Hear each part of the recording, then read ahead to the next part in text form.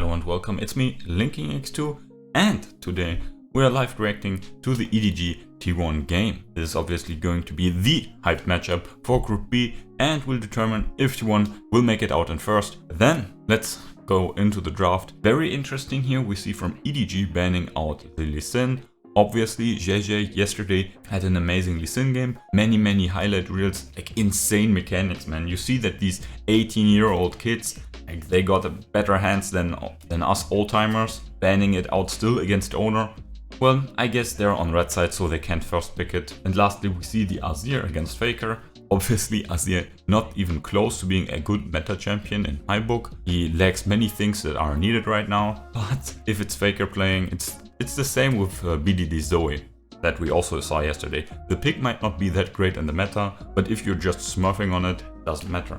Here we see TF being locked in here for Faker. Obviously that's a great pickup for him personally. Also, it fits right into his playstyle as just camping top lane, helping Owner and Kana make things work in the top side.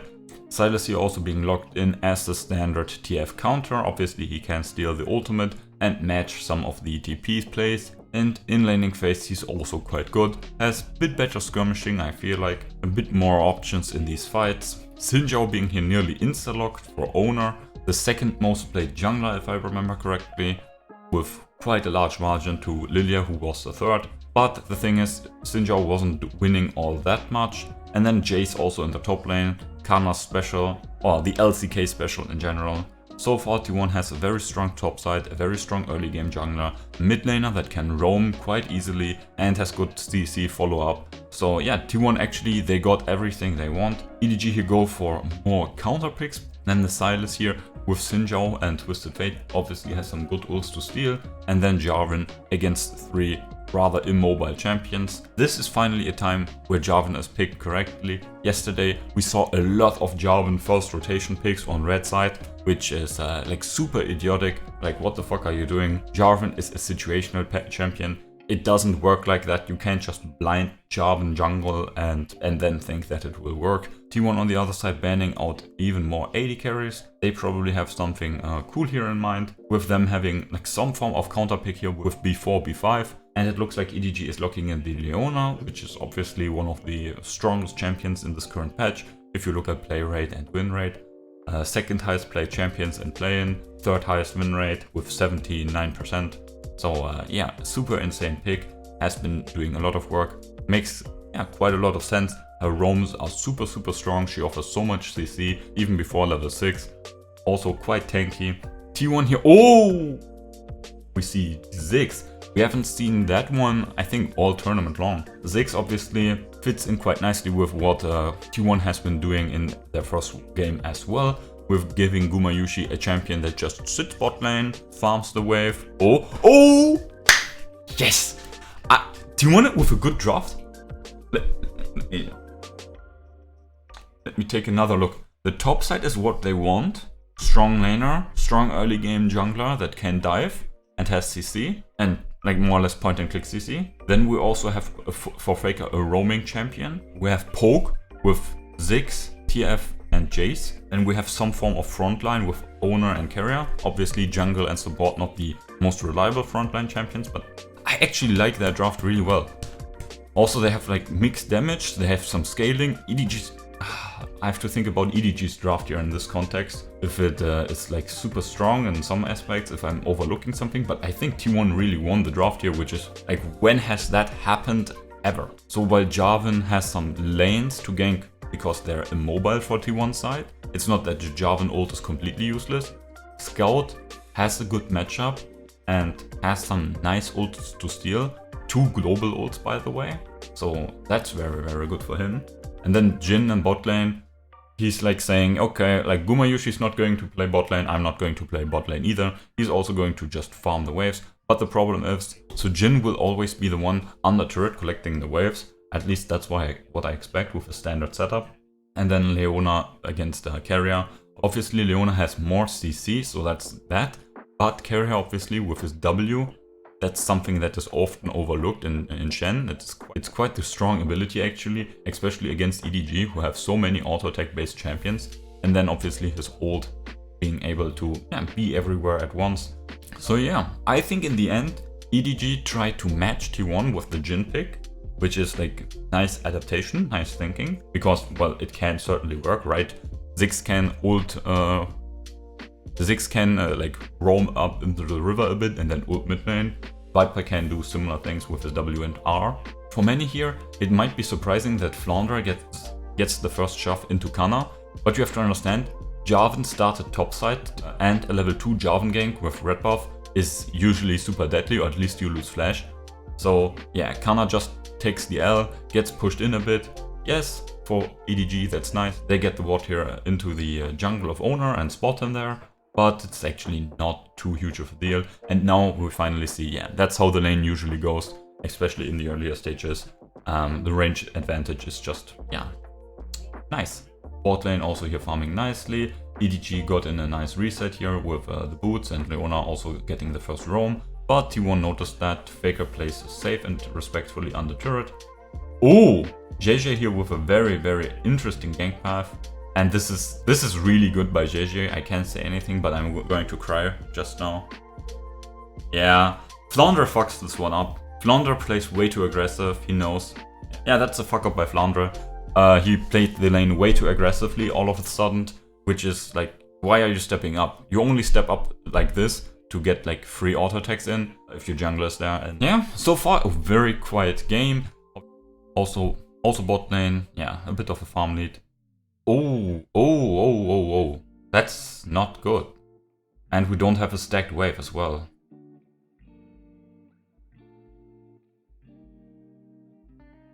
Okay. That's not good, that's not good. Oh no. How did that happen?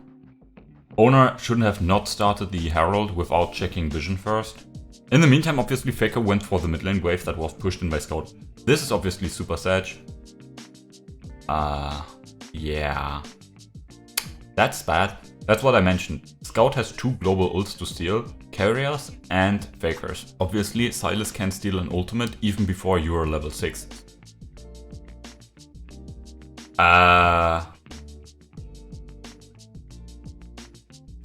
Like, I mean, they're still doing fine. They're still doing fine, right? They're only 500 gold behind, even though like 2 kills went into EDG's favor. It's still fine. It's still fine. Like Copium, not even Copium, right?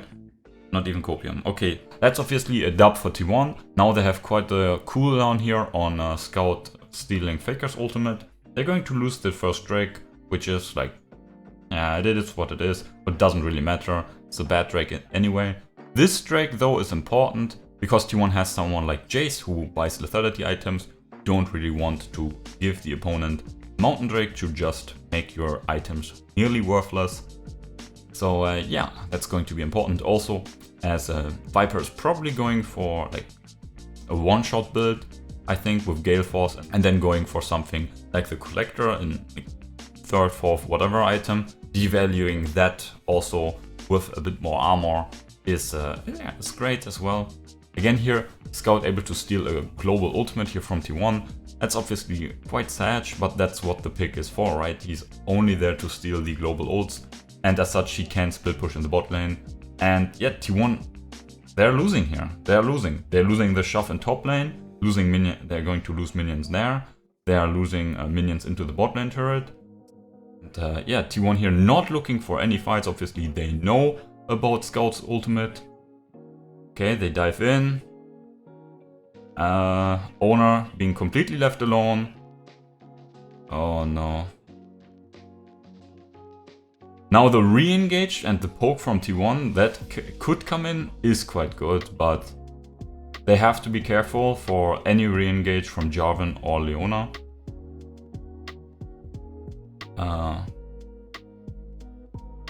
Oh no, that's not good.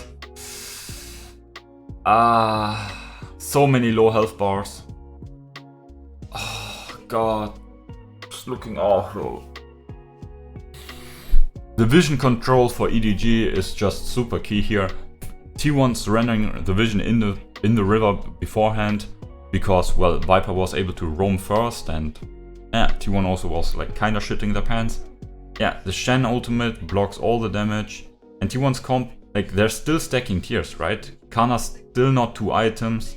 In these all-in fights, EDG's comp is just way better in the like melee to melee skirmishes, while T1 obviously they need to poke before and then they can make things happen. It's just super sad. T1 with all the plays they started in the early game around topside with Faker's ultimate, nothing of that working, obviously a huge detriment. I mean, it's quite simple, right? You ask yourself always, like, what is the first TF ultimate going to do? What about the second? If the first 2 TF ultimates are not working out, the champ is just not doing too well. Yeah. Maybe this works out. Like, we have more TPs. This is good. Good so far. Oh my god, that shot killed him. Oh no. And Guma is still not here. Guma now arrives.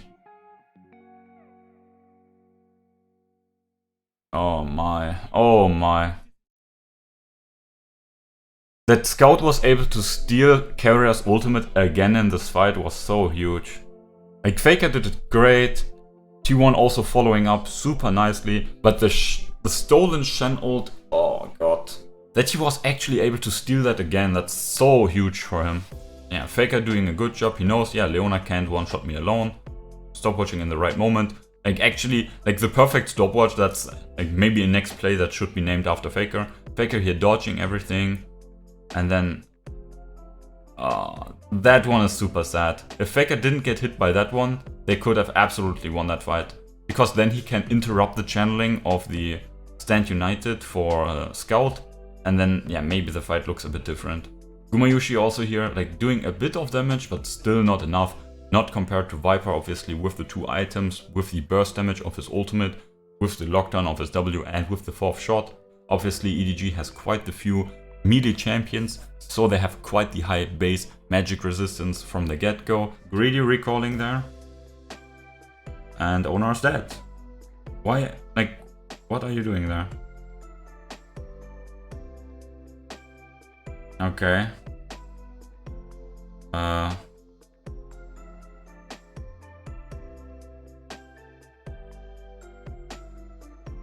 Okay. It's a 4v5 though, that's the sad thing. Okay, but we denied the Baron as long as we don't lose anything else here, which there is nothing else to lose. We're doing fine. Okay, good job, good job. What did we lose? What did we lose? We lost Guma's TP. Now we lost Kerias ult, we lost Ignite. What did EDG lose? They lost 3 ultimates and a flash. So actually, yeah, maybe it's a moment. Also, they couldn't reset probably. Oh god. But everyone being locked in. Ziggs ult stolen. We get Baron! We get the kill! Kill Scout, kill Scout! Oh no, Keria, why? How did Keria get out of the pit? I mean, we get Baron, which is also denying Baron. Okay, that's huge, that's huge. Like, the gold lead didn't really extend, and we got Baron, so now we can take a bit more. How did Keria get outside of the pit? I think if he land W's there, or maybe W was on cooldown, then they can protect Owner and maybe kill Scout. Can't he go in here? Like at this point? Probably the call is go out. Okay, yeah, okay. T1 is probably calling at this point. Go out, let him die. And yeah, Gumayushi also clicking away. Faker here. Faker's clicking somewhere like here. Which is a bit strange because I think they're like calling the play off. Like Keria was nearly in animation to hit the blast cone, because obviously if he lands a taunt like here on Scout and Flounder, they could do something. But the thing is, there's also Viper. I think they could win this. But they're cutting their losses here. But no, they're going in again. Then I don't understand why Keria's not going in. Keria going in with E, and he might have W up again. At least his E is like something. But this, like, now he's dead regardless. So far, like, T1 playing their poke comp quite good. EDG looking to engage and so on. Both teams play their comps actually quite nicely. Obviously T1 with a bit of an early game. The early game was kick. The early game was really bad. Like, really sad. Then on the flip side, there's Sylas, who can steal 2 global ultimates and has TP, so obviously Scout was able to just do more plays. Not all plays of Scout worked in the end, but he was able to do way more than Faker, who also has only Summoner Spellbook TP.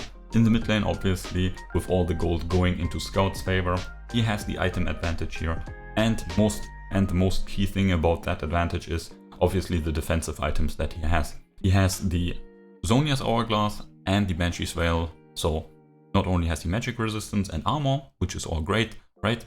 But he also has the shield and the Zhonya's active. So yeah, he can dive right in with the Stolen Stand United or something like that. Oh, Owner? Owner, no, what are you doing? T1? Oh, are we trading? This is obviously a bit risky because Drake can be soloed, but Baron needs multiple members. So Flandre is soloed, yeah, Flandre is solo taking there. And T1 now, yeah. Oh my god, the ult. Oh no, Faker caught. Oh. How did Faker end up there? And he had flash. Wait. We don't need to give up Baron. We still don't need to give up Baron. What? Ooh, also T1's wave clear mostly magic damage, so the Baron is actually going to be quite hurtful. EDG here wasting a bit of a time with quite an extended recall. Look at this, like Gumayushi not doing any damage towards the minions. It's so sad. Level advantage now also coming in for EDG. It's quite rough, That's the main problem. T1 has no wave clear at all against Baron. Which is usually the problem, right? A poke comp against Baron is nearly always that's just it. Because your poke doesn't work against the enemy team when they can hide behind minions that are like tankier than turrets. Super sad. Oh, finding here a pick maybe onto Flandre, but they again get only the flash. Viper's flash, by the way, which they sacrificed so much to get, also comes up again. Like EDG is doing well. T1 drafted more towards early game, with obviously Xinjiao being a mainly early game champion. And yeah, also the advantage that Kana has in the top side against Graves is also mostly in the early game. And then they've, yeah, fucked up the early game execution. And afterwards, yeah, there were still mini errors. So EDG doing well here. Okay. Defend the base, defend the turrets. No, Owner, why? Talk about unnecessary, but he still lives. Scout with the flank. Faker being blown up again. Not flashing. And we see also Guma not doing any damage. That's just, yeah. Oh my god.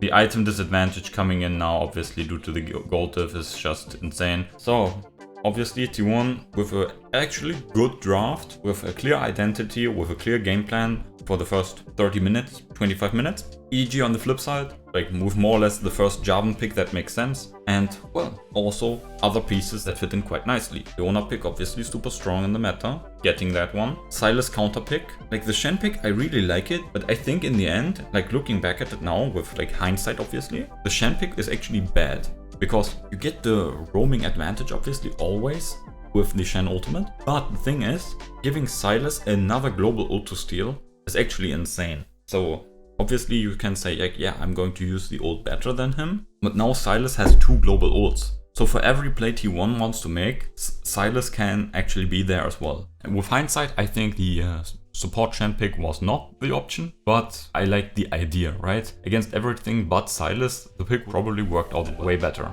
So here also this play. I wanted to look back at this.